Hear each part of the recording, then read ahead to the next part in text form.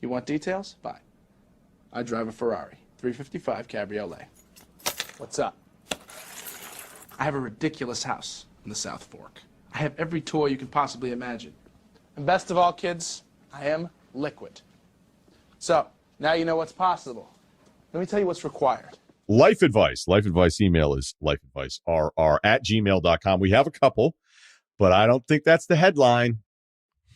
Kyle, sounds like you've been at the Frolic Room frolicking a bit lately. What is going on? You said that you tweeted out the swindler strikes. We have not talked about this at all. We didn't even prep for it. I'm putting you on the spot.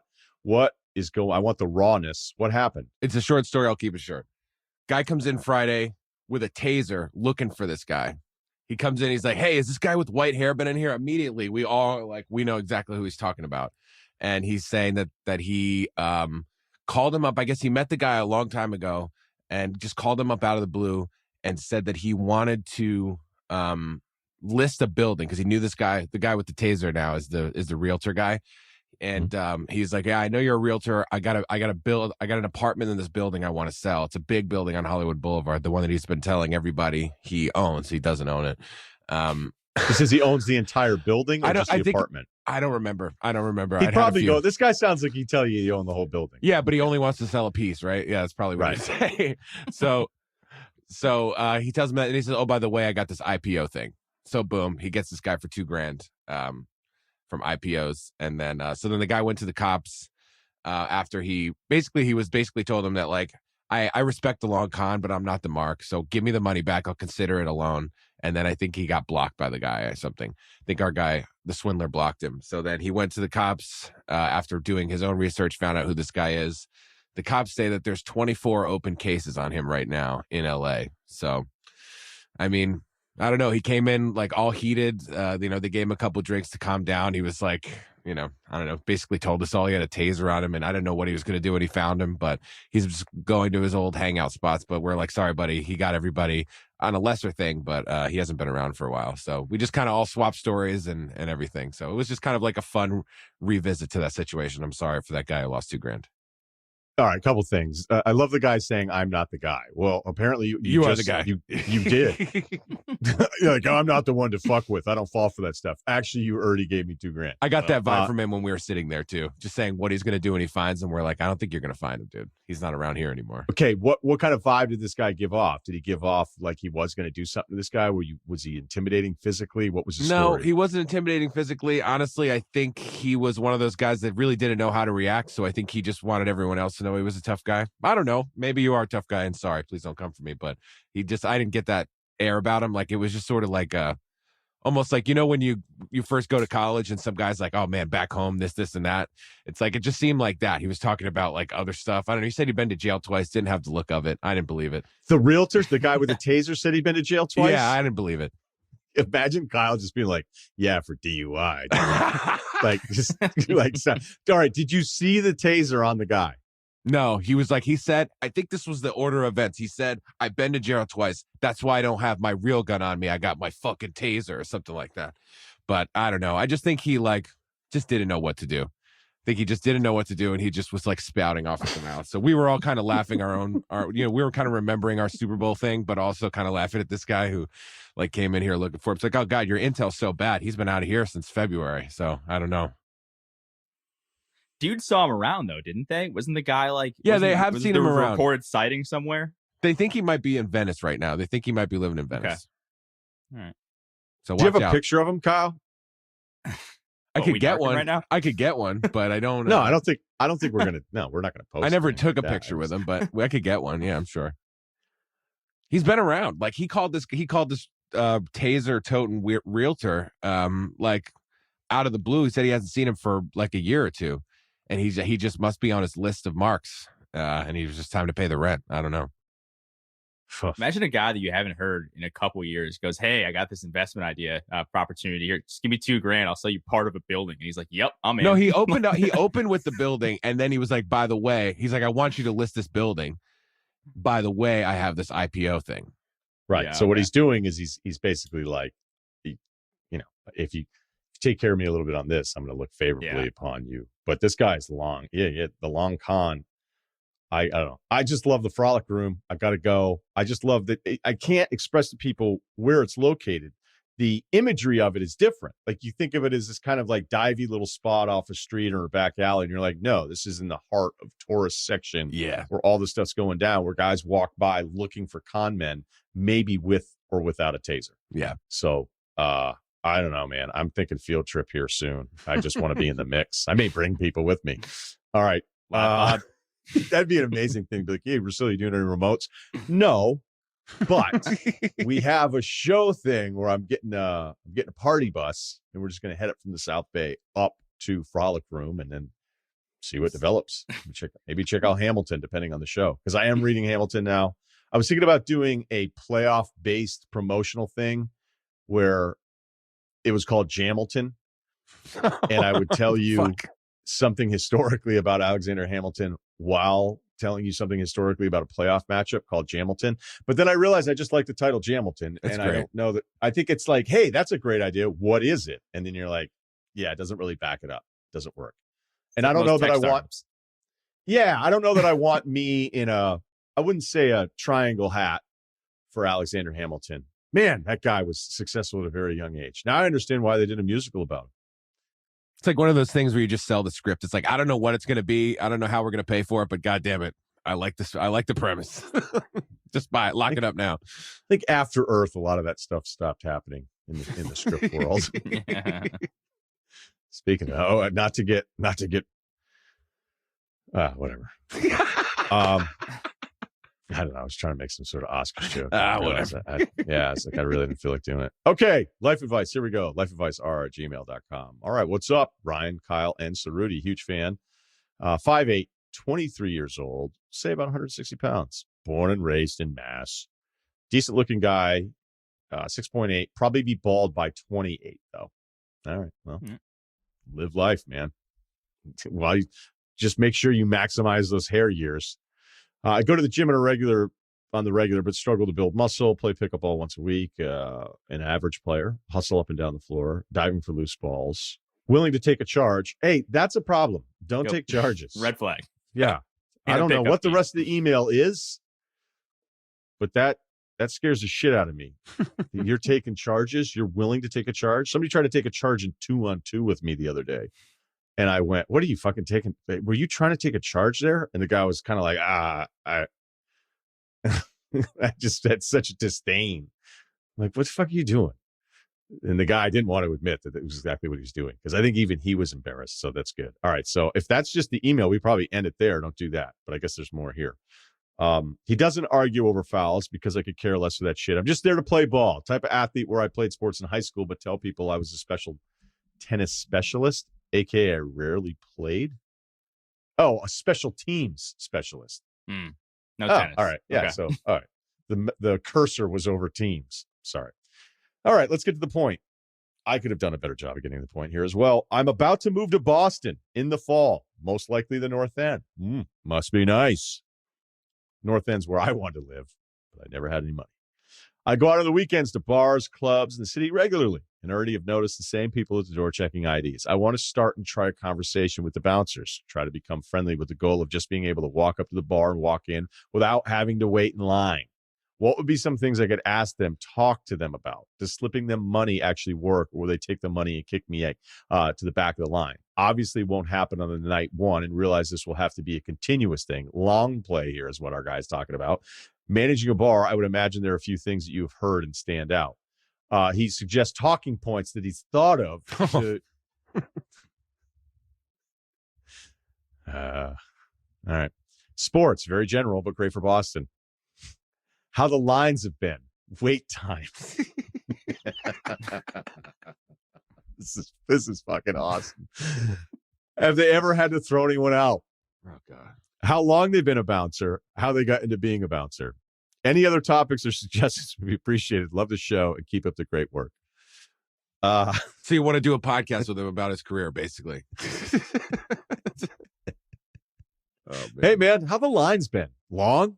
I've been long lately, huh? Hey, I'm Chuck. Yeah, I just moved here. Fucking lines. What's going on with the line over there, you think? All right, well, good seeing you. See you next Friday. I'll be on the lookout. Hey, man, what's going on? What that Pats draft? That's the line is long again. Is that the longest line you've seen? That's some kind of. Do you guys ever? The shape of lines can be different. Look, first off, the biggest problem is you're moving to Boston. So I would pick a different city if you want to become friends with bouncers and cut the line. But yes, money works. Money works. But here's the move. Here's the move. Patience. And by the way, cutting the line thing, most people don't get to cut it. Now, unless you know the place, it's your spot, right? Then maybe you can. But the thing, if you're desperate to enter this world of line cutting, what I would do is I would be patient. I would get in, don't be an ass. And then on the way out, slide the bouncer at 20 and be like, hey, man, thanks a lot. For no reason. He didn't do anything for you. You slide him at 20. And my experience has been that if you look out for people that way, and like you're clearly moving to this small part of Boston, it's not like a ton of clubs there, by the way. But if you were trying to get, I don't know, standing room at Brico, I'm just trying to think like out loud. Like, again, it's not like I'm in the North End all the time. So I don't know. Although I do usually visit when I go back. I would just if you're going to be a neighborhood guy, you can say hi. But when you try to force it, and you try to force it with a guy who's a bouncer already in the city of Boston, you have all these things working against you. Those guys are not usually like, I can't wait to make friends with a random guy who may take charges and pick up games. Who's not from here. Yeah, who's not from here. Maybe we can talk Celts turnaround. That guy's not super friendly. He's just, the stereotype is accurate. So the best thing you can do, the other thing with Boston is, like, when guys from Boston think you want to be friends with them, then they definitely don't want to be friends. What the fuck is wrong with this guy? Right. So yeah, I would go into it not wanting to be friends with anybody, but a nice 20 spot on the way out. That guy might recognize you the next time. It's not going to happen overnight. All right. It's not going to happen overnight. But if you put the time in, then maybe you can get to line cutting guy. But I'm a little afraid with these talking points that this is the best you could come up with. And if it were the Midwest, I'd say, hey, great job. This will work out perfectly. Yeah, weather. But throw a little weather in there. That works great in the Midwest.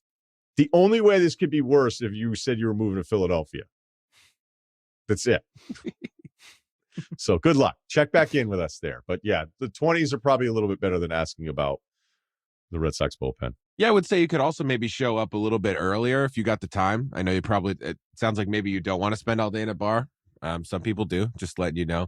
But maybe because the guy doesn't show up right when people start showing up for the lines. Maybe he shows up at 6 and maybe it's really not cool to be there until 9. I don't know. So maybe you show up at 6. Don't do that. No, don't. Well, again, you're right, Kyle. We don't know what the kind of bar scene is there.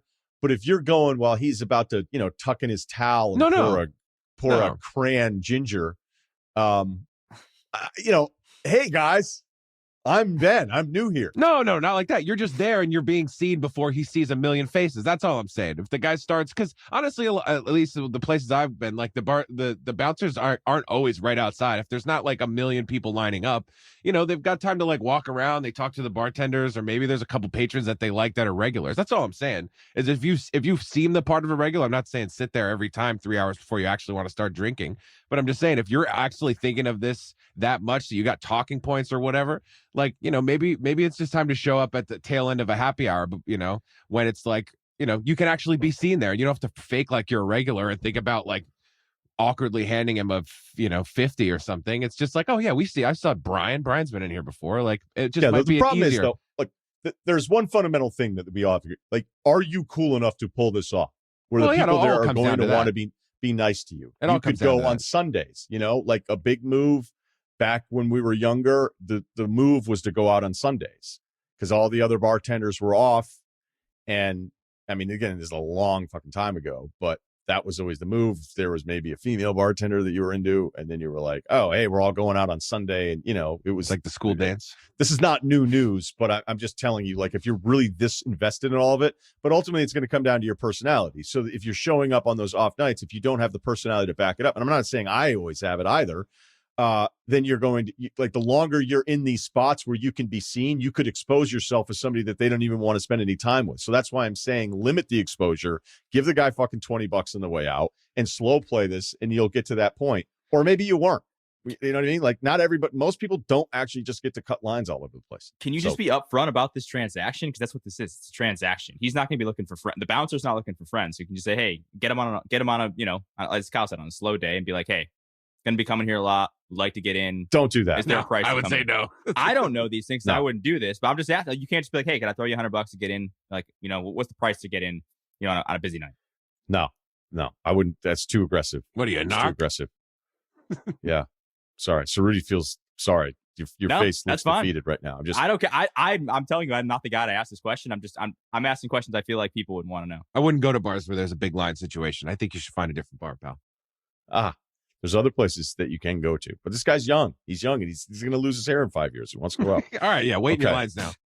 All right, here's another one from a dude, 26, 6'1", 190. I consistently dunk at peak athleticism, a filthy DeGrom-esque slider with a wiffle ball, also played D1 soccer.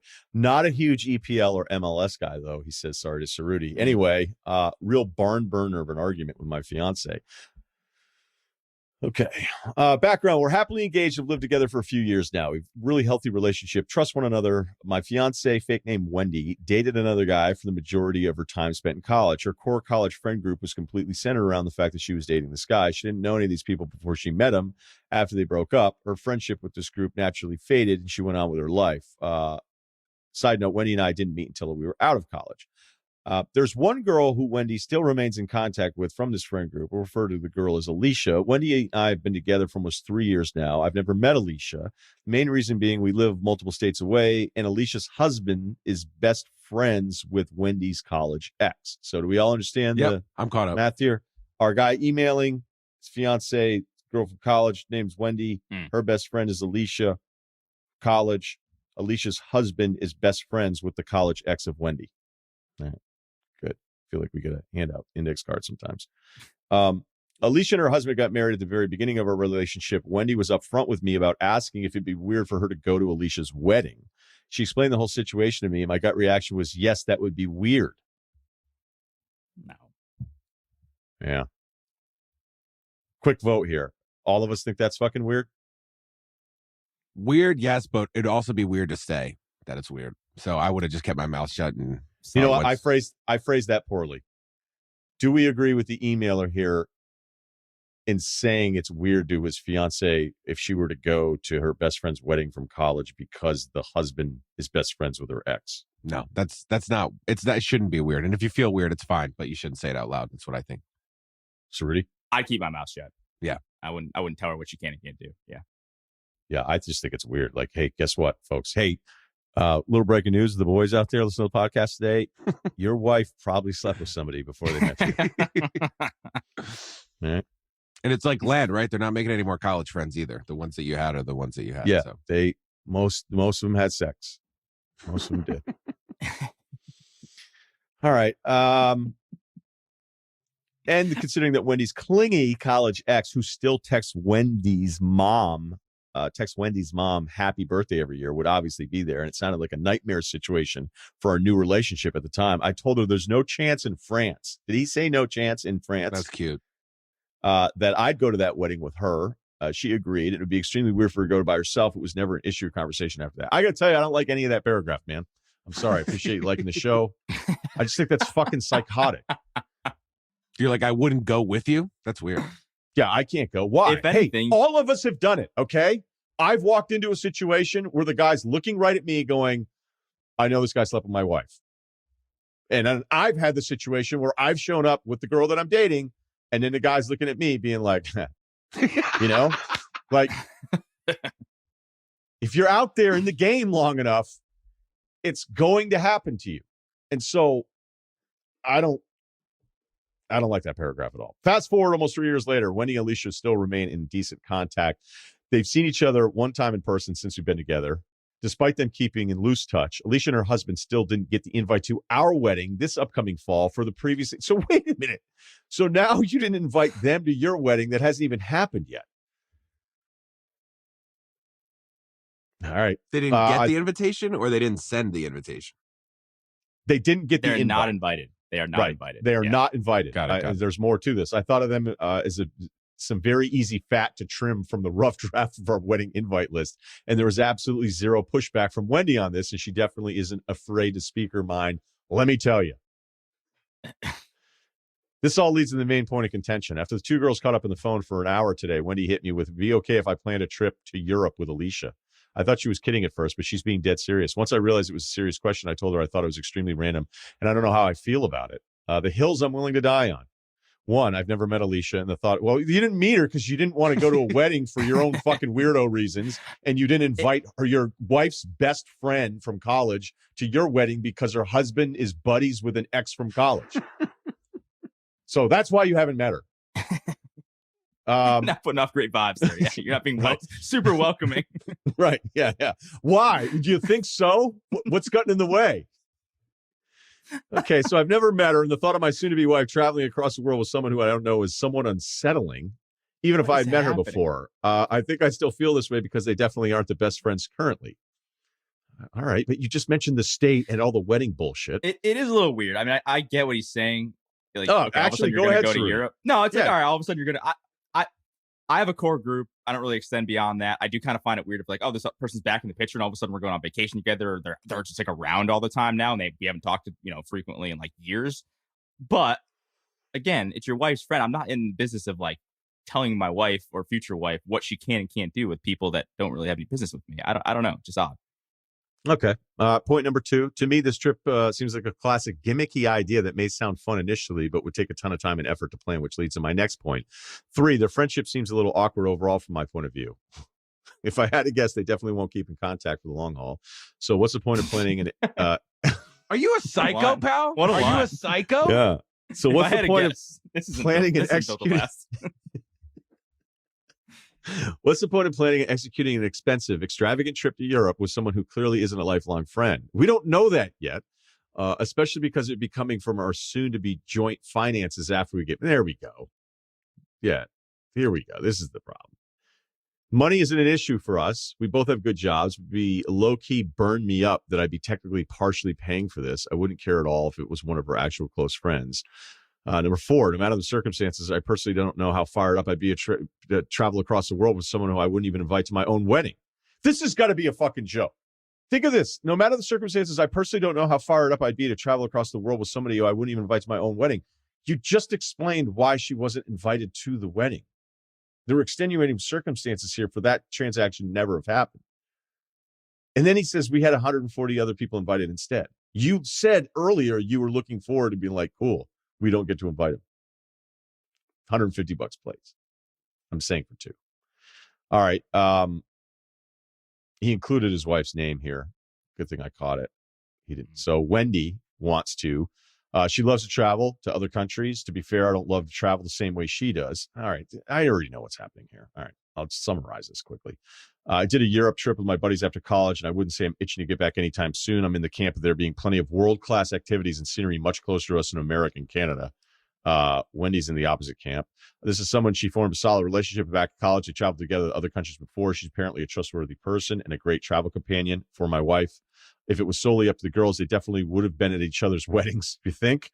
Unique circumstance caused them to not be at each other's weddings, so my last point isn't valid, referring to the last hill. All right, so am I in the wrong here? Am I being overprotective, paranoid fiance? Or am I accurate in my initial assessment of thinking that this random Euro trip with her friend would be probably a waste of time and money? You're about to get flamed, bro. I can't wait. Yeah. I hope you still listen to the podcast afterwards. But this is 100% about you. This is so weird. Like, okay, you don't want to go to Europe. All right. There's certain things I don't like doing. I just wouldn't say to anybody that'd be like, ziplining, that's for losers. And I'm like, oh, I kind of like it. You don't want it. You don't like Europe. You don't like to travel. Don't project that onto her if she likes it. And the other thing, too, is that you don't want to pay for it. And you're not even paying for it, really. You're already projecting how it's impacting your future finances, and you're not even married. And you said you guys both do well. So basically, this is 100% about something your wife is going, your soon-to-be wife, you hope, Fingers crossed. wanting to do something that you don't have. This is so fucking selfish that I don't even know what the counter to this is. Like you're looking at his or her decision only through the lens of how you would see the decision. And the only reason the relationship is strained is because this thing about you can't be at a wedding with a guy who was like you can't invite her best friend from college because the husband is friends with the ex. You weren't inviting the ex to the wedding. So I think there's some stuff here that you need to kind of get over. You just need to kind of get over it. And I think for a longer term healthy relationship, I don't have anything else really. There's not more that I can say on this one. So I don't know if you guys have more, if there's a blind spot somewhere I'm missing something here. I don't want to do too much. I think you really nailed it. I think empathy is important, pal. I think you should look it up, try to have some empathy. I think it'll go a long way if you want to have a happy, long relationship. And also, one of these years, you're going to be fucking ready for her to take off for a week. And so I would say maybe you want to foster that and not push it away. Because one of these days you're going to be like, oh man, I can't, just got to make it to April. And then she's gone for a week. And then I can't wait for her to come back. So I would just say maybe have a different perspective, pal. That's all I got. And at the end of the day, he probably doesn't have a problem with his wife going on this trip to Europe if all the college bullshit didn't happen. If he was engaged and going to get married to some random girl who didn't have any connections with her college people or whatever, and she wanted to go to Europe with a friend that you didn't really know that well, you probably wouldn't have that big of a deal with it. So I'm with you guys. It just doesn't make any sense. Let her go. And it's Kyle. I think Kyle, it's a great point by you. Like, I think you should probably, the alone time will be good for you too. So do your thing. Maybe. I don't know. I'm past all the college stuff and the not going to each other's weddings, but some of the way that you frame this, where you're going, it's probably going to be all this long planning. You clearly don't like to do this kind of shit. So you are taking your personal your personal tastes and you are applying that to what somebody else wants to do. Like there's plenty of stuff. Like if you're in a relationship, a brother or a sister, a really close friend, where you're like, wait, what are you going to do? And just because you don't want to do it, and you could say, well, it's different if it's your wife or it's not about, you're not talking about safety. You're not talking about like, what are you afraid that Liam Neeson over here?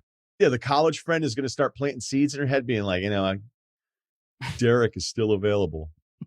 Is that what this is? Because there's specific things that are brought up here where you're mad about the cost and it hasn't even happened yet.